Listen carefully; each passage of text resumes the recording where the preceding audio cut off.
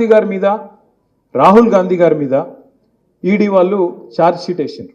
National Herald అని ఒక scam ఏదో అయింది 2,000 కోట్ల కుంభకోణం అని చెప్పి వాళ్ళ మీద ఛార్జ్ షీట్ వేసి A1గా సోనియా గాంధీ, A2గా రాహుల్ గాంధీని పెట్టారు. మొత్తం దేశమంతటినేమో కాంగ్రెస్ ఏడాడుందో అక్కడ లొల్లి చేసిండ్రు. బీజేపీని మోడీని తిట్టుకుంటూ బయటకు వచ్చి నిరసనలు చెప్పారు. ఇక్కడ కూడా ఏదో చేసినట్టు మహేష్ కుమార్ గౌడ్ పాపం ఇంకా కొంతమంది పోయి లొల్లి పెట్టినట్టు చేసిర్రు. కానీ రేవంత్ రెడ్డి మాత్రం ఒక్క మాట మాట్లాడలే ఈరోజు వరకు.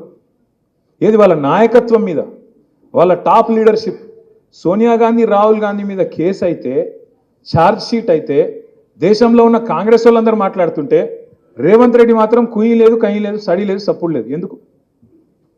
ఎందుకు అంటే ఒక గంత దృఢమైన బంధం, చోటే బాయిది బడే బాయిది, అంత దృఢమైన బంధం అన్నట్టు. ఆయన కాపాడుతాడు, ఈయన కాపాడుతాడు. సెంట్రల్ యూనివర్సిటీ భూముల్లో బుల్డోజర్లు పంపిండు రేవంత్ రెడ్డి, అక్కడ జింకలు చంపుతుండు అని చెప్తే నేను ప్రధానమంత్రి గారిని అడిగిన, అయ్యా ప్రధానమంత్రి గారు నీకు సంవత్సరానికి ఒకసారి యాదికి వస్తుంది తెలంగాణ.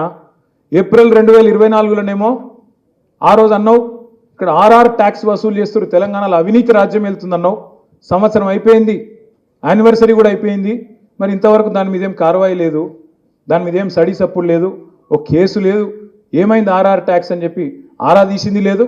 మళ్ళీ ఇప్పుడు సంవత్సరానికి వచ్చి రేవంత్ రెడ్డి ప్రభుత్వం అరాచకం చేస్తున్నది, సెంట్రల్ యూనివర్సిటీలో బుల్డోజర్లు పంపుతుంది అంటున్నావు కదా. సెంట్రల్ ఎంపవర్డ్ కమిటీ రిపోర్ట్ ఇచ్చింది, స్పష్టంగా రిపోర్ట్ ఇచ్చింది.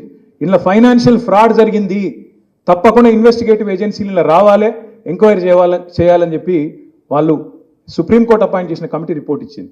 మరి రిపోర్ట్ నీ కాడు ఉంది కదా, వెంటనే ఇప్పుడే CBIనో CVCనో వెంటనే పంపి, నిజంగా నువ్వు రేవంత్ రెడ్డి ఒకటి కాకపోతే ఇన్వెస్టిగేషన్ చెయ్యని అడిగిన, సప్పుడు లేదు. అమృత్ స్కామ్ జరిగింది, రేవంత్ రెడ్డి బామ్మర్దికి 1137 కోట్ల కాంట్రాక్ట్ ఇచ్చిండు, ఆయన కంపెనీకి అర్హతనే లేదు అని చెప్పి ఢిల్లీ దాకా పోయి షికాయత్ చేసిన, సప్పుడు లేదు. పొంగులేటి శ్రీనివాసరెడ్డి ఇంటి మీద, తెలంగాణ రెవెన్యూ మినిస్టర్ ఇంటి మీద ఈడీ రైడ్ అవుతుంది.